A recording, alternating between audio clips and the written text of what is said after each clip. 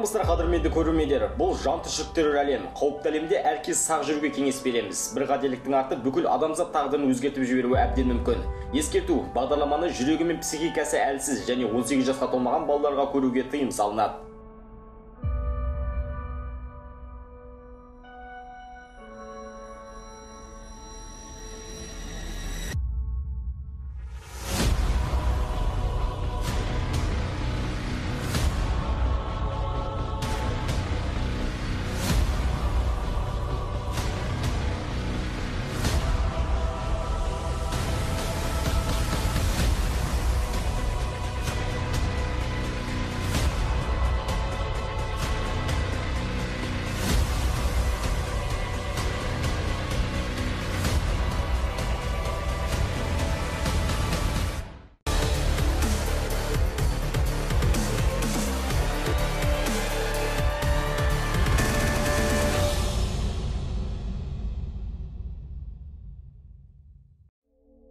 Беймәлім ұшатын нысан деген нәрсеге сенесіз бе? Бұл құпияға толы дүниеге әрқалай көзқараспен қарауға болады. Дегенмен аталған табақшаны растайтын бірнеше бейнероликтер бар. Мистикалық тылсым деп атарсыз бәлкім. Бірақ ұшатын тәрелкенің шынайы өмірде камераға түсіп қалған 5 бірдей сәтін ұсынамыз. Расымен солай ма, әлде жалған ба? Шешім жағы өзіңізде.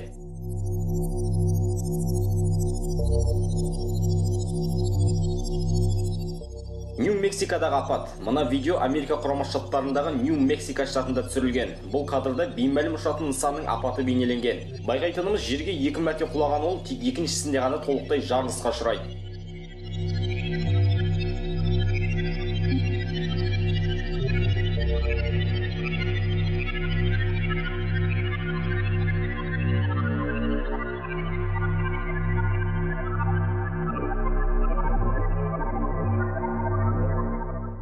Ал кезекті видео авторлары Барселона қаласының маңындағы балықшылар. Алдымен олар теңіз бетінде өздерін айнала ұшып жүрген қос бірдей ұшақты тамашалап, ұялы телефондарына түсіріп тұрған болатын. Кенеттен белгісіз үшінші бір құбылыс пайда бола кетіп, тез арада теңізге сүңги кетеді. Міне, мына кадрлар.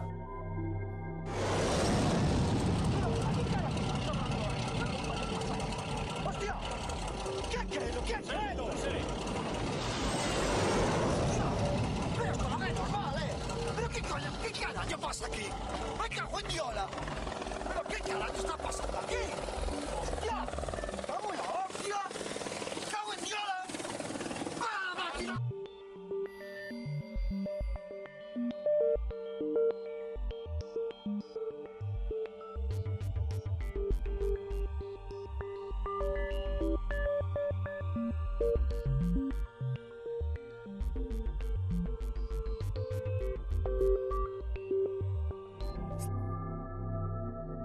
Келесі инцидент 1994 жылдың қараша айында Америка Құрама Штаттарындағы Невада штатының оң жағында орналасқан Неллис әуе әскери базасында орын алды. Белгісіз нысан шамамен 10 шақырымдай қашықтықтан түсірілген. Белгілі болғандай, объект небәрі 7 секунд уақыт ішінде 80-нен 1100 км/сағатқа дейін жылдамдығын арттырған екен. Әлі күнге дейін бұл жайттың нақты жауабы жоқ.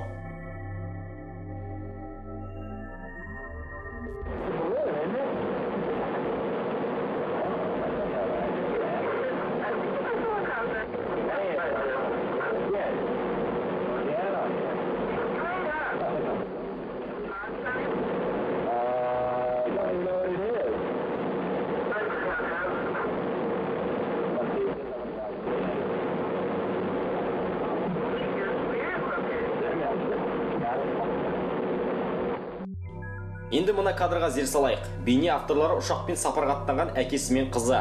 Камера объективіне авиалайнер жанынан көк түсті жарықпен жалт етіп өте шыққан түсініксіз нысан түсіп қалады. Адамдардың көбісі бұл жайтты жат жерліктердің кемесі деп бағамдады. Ал сіз не деп ойлайсыз? Dad, move your hand.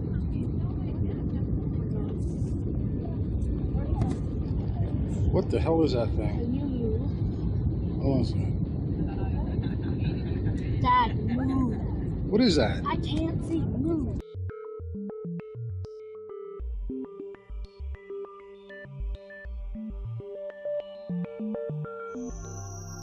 Соңғы бейне Кентуккиде түсірілген. Автордың айтуынша, өзі түсірген түсініксіз нысандар күнделікті көріп жүрген ұшақтарға еш ұқсамайды. Осы жайтты нақты анықтау үшін ол камерасын іске қосып, бүкіл әлемге бөлісуді жөн деп санаған екен. Сіздіңше бұл не?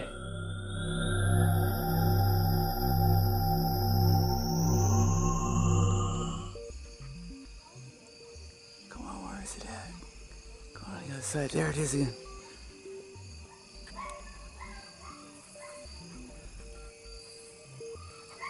Go quiet, Pakuna. Oh, what the heck? Oh. I'm sorry for being shaky.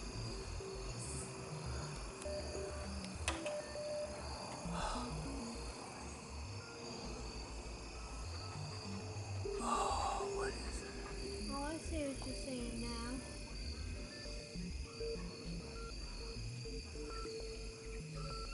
I'm sorry for being shaky. I'm getting it. The ball.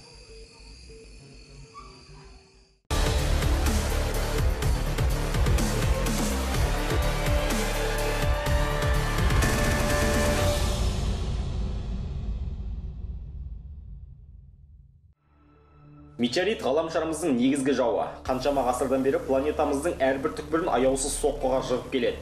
Бұл процеске әлі де куә болып жүрміз. Дәл қазір сіздердің назарларыңызға галактикалық зұлматтың жер шарына жасаған 8 бірдей қауіпті саяхатын ұсынамыз. 2014 жылдың 8 қарашасында Техас штатындағы ашық аспан астында рок-концерт ұйымдастырылған болатын. Осы сәтте жиналған жанкүйерлер әуеден құлдилап келе жатқан метеоритті байқайды. NASA ұйымының хабарлауынша өлшемі 1-2 метр аралығында, ал салмағы 1800 келідей болған екен. Одан бөлек бұл жайтты Жапония тұрғындарды назардан тыс қалдырмаған. Егер бұл зұлмат көкте жарылысқа ұшырамай жерге түскенде Хиросима апатындағы зардаптан 3 есе ауыр болатын еді.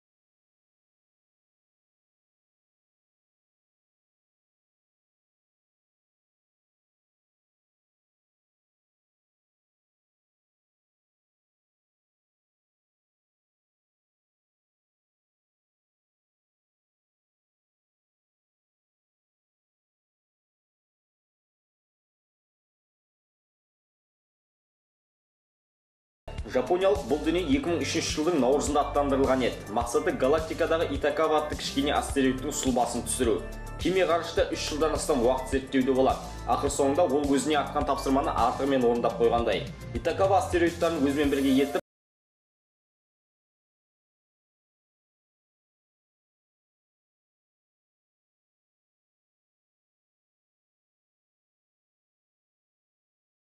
Біз бұл аталған дүниені жыл сайын тамыз айында жиі көреміз. Персеидтерде лиралықтар секілді Свифт-Таттл кометасынан қалған құйыршықтар. Дәл осы комета әр 135 жыл сайын жер ғаламшарының қасынан өтеді. Бірақ персеидтерге біз жыл сайын куә боламыз.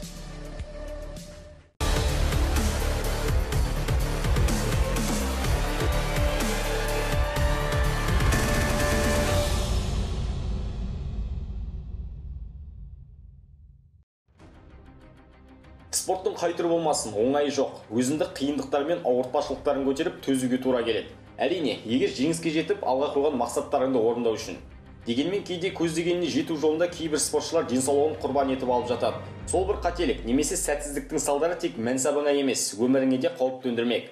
Спорт әлеміндегі ең жарақаты мол гимнастиканың жан түршігерлік сәттерін назарларыңызға ұсынамыз.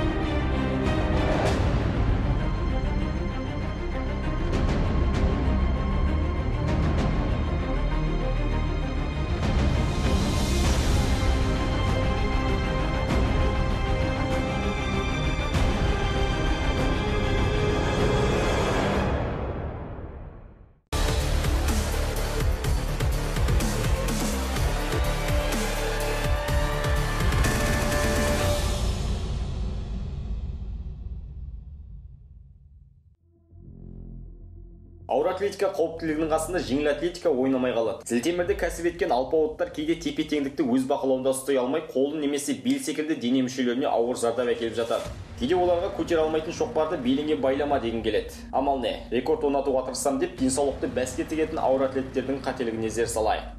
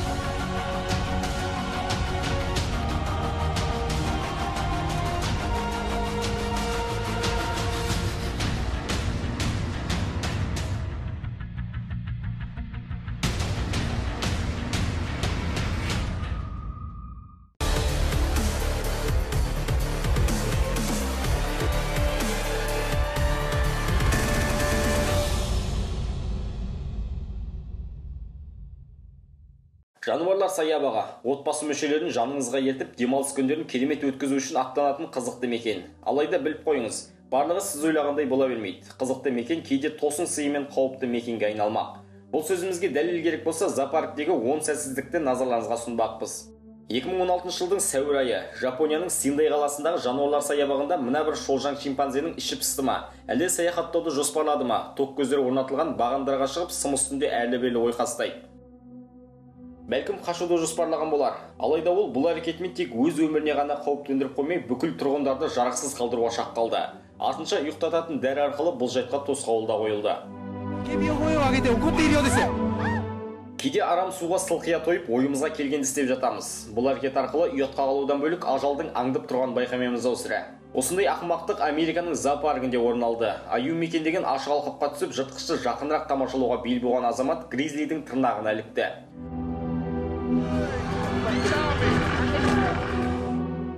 Көп ұзамай трагедиялық жағдай орын алар еді. Азыққа айналуға сәл қалған мына азаматтың көрер жарығы бар екен. Күзетшілер дер кезінде жетті.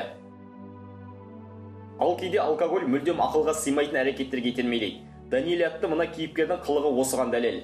Ол арыстандар орналасқан алқапқа еніп, өмірінің қыл үстінде тұрғанына еш алаңдамады. Бірақ Даниэльдің жолы болғандай, жыртқыштың оны қылғытып жүруіне болатын еді. Бірақ олай етпеді. Бәлкім ащы судың иісі мүңкіп, арыстан екеш аңның өзі одан желкенген болар сірә.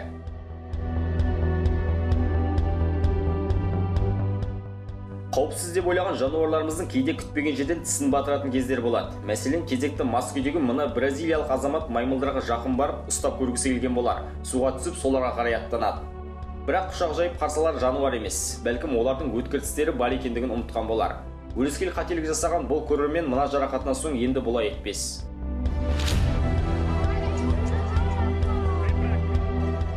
Қай жануар болмасын, қауіпсізі жоқ. Алайда әлемдегі ең жауыз тіршілік иесі деп адам деп айтуға себептер бар. Индонезияның ең үлкен зоопарктерінің бірінде жолбарыстарды көптеп ұстап, сол арқылы көрермен жинау табыс көзіне айналғандай. Арнайы торға қамалған мына жолбарысқа азық аз берілуі себепті ауруға шалдыққан көрінеді. Артынша тамақ жеуге де шамасы келмей қалғандай. Ары базып құр сүлдері ғана қалған. Тексеріс комитеті зерттеу жүргізіп, зоопарктегі жағдайдың сапасы нашар болуы себепті барлық жануарлардың осындай індетке жиі ұшырайтындығы анықталды.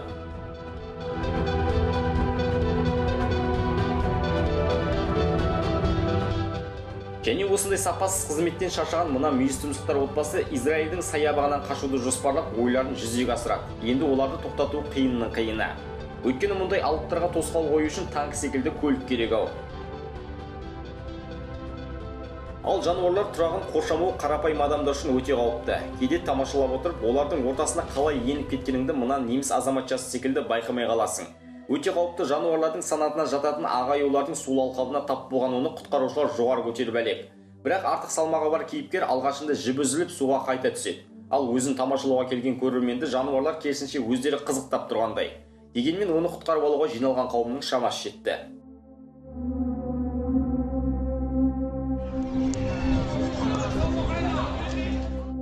Канаданың Торонто қаласындағы саябақта панда бүкіл көрерменнің алдында қос бірдей нәрестесін дүниеге әкелді. Бір айта кетерлігі, мұндай сәт өте сирек орын алатын еді. Себебі жануарлардың бұл процесіне зоопарк өкілдері қатаң түрде қарайтын. Ал бұл жолы жануарлар өз еркіне ырық бергендей.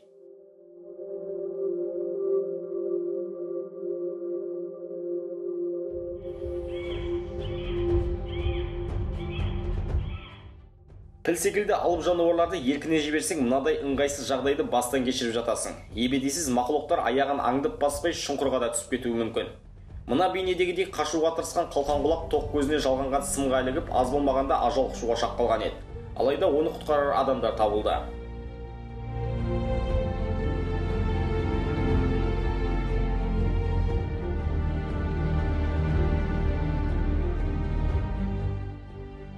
жылы Англия саябақтарының бірінде ата-ана жауапкершілігінің аздығынан балақай гориллалар мекен еткен аумаққа құлап түседі. Дегенмен жиналған қауым керемет әрекетке тәнті болды. Олар горилла балаға зақым келтірер деп мүлдем басқаша ойда болған еді. Бірақ алып маймыл балаға жақындап, оны айналшықтаған күйде мазасыздығын білдірді. Тіпті қасындағы серіктеріне оған жақындамауын бұйырды. Артынша бақытсыздыққа ұшыраған кейіпкер көзін ашып есін жиған сәтте ақылды жануарлар алысырақ барып баланың қорықпауын қадағалады. Осымен бүгінгі хабарымызға да нүкте қойылмақ, қадірменді көрермендер. Сіздерге кей адамдардың жасаған қателіктерін бейнеролик арқылы көрсетіп, сақ жүрулеріңізді сұраймыз. Әрбір басқан қадамымыз айналамызбен тығыз байланысты. Сақтансаң сақтай. Сіздермен болған мен, Есбол Қарағұл, келесі кездескенше.